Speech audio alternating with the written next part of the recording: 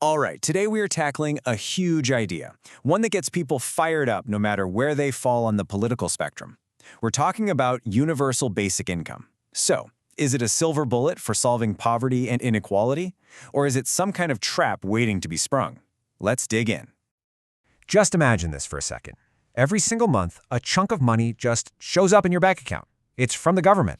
You don't have to work for it. You don't have to fill out a bunch of forms. You don't have to prove you need it. It's just there for everybody. That's the core idea we're going to unpack today.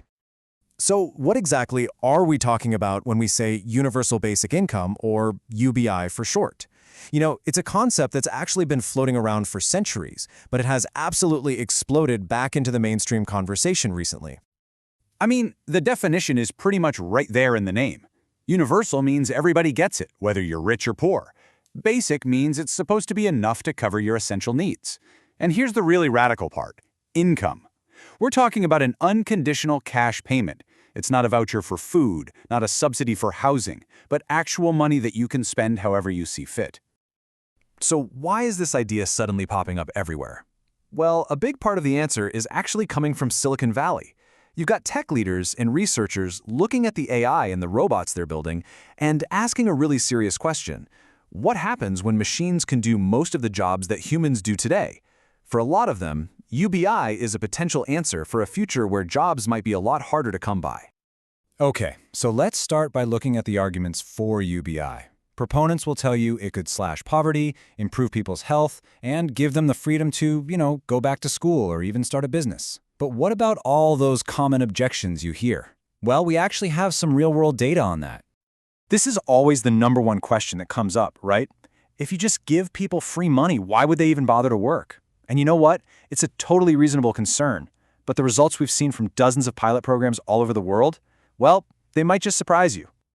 So here's the number that kind of blows your mind. A major analysis that looked at a ton of these pilot studies found that the average reduction in work was just half an hour per week. That's it. People didn't quit their jobs in droves. The actual effect was so small that one report called it, and I'm quoting here, not an appreciable work disincentive.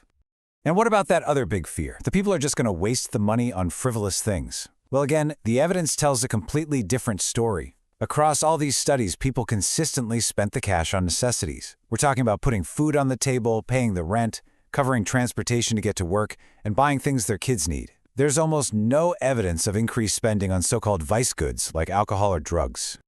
But beyond the dollars and cents, there's this profound psychological impact. This quote from a participant in a big U.S. study really gets to the heart of it. The security of having a basic income gives people something that many of us just take for granted: mental bandwidth. It gives them breathing room to think beyond just immediate survival. And this psychological effect, it shows up in the data too. Study after study finds these clear, significant improvements in mental health. People report feeling less stress, less anxiety, and just having a greater sense of well-being when that constant, crushing weight of financial instability is finally lifted. Okay, so the pilot studies sound pretty promising, but let's be real, it's not that simple. Moving from a small, temporary experiment to a permanent, nationwide policy, well, that presents some enormous challenges and raises some really serious concerns from all sides of the political aisle.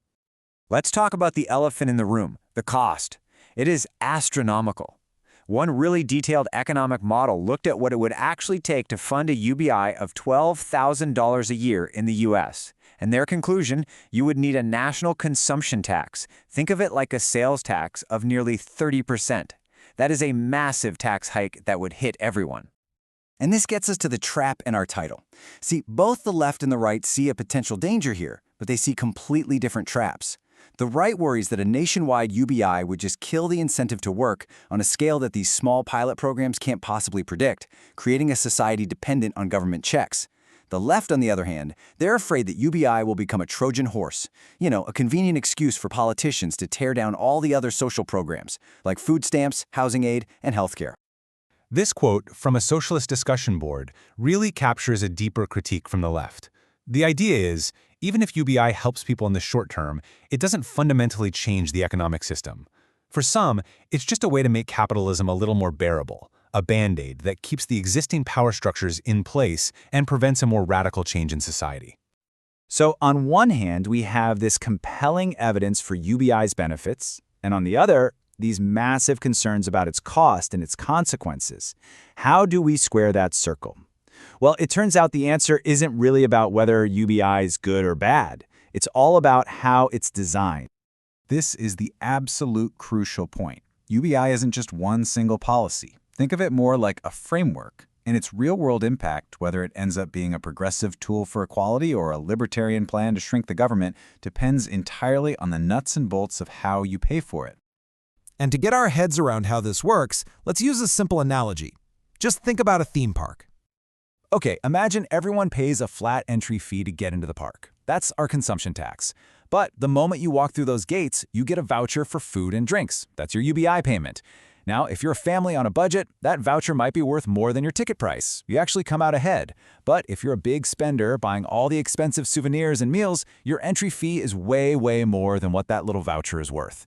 So what's the result? The big spenders are effectively subsidizing the park visit for the light spenders. And that's exactly how a UBI paired with a consumption tax can become a really progressive way to redistribute wealth. Now stick with me, because this really gets to the heart of the whole thing. These two graphs show two policies that sound totally different, a negative income tax on the left and a UBI on the right. You don't have to be a math whiz to see the key takeaway here. Just look at that blue area that shows what people actually take home. They can be designed to be literally identical.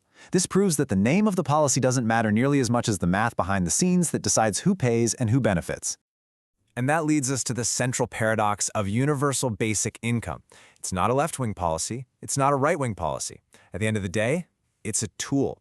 And its political identity is completely defined by who's using it and how.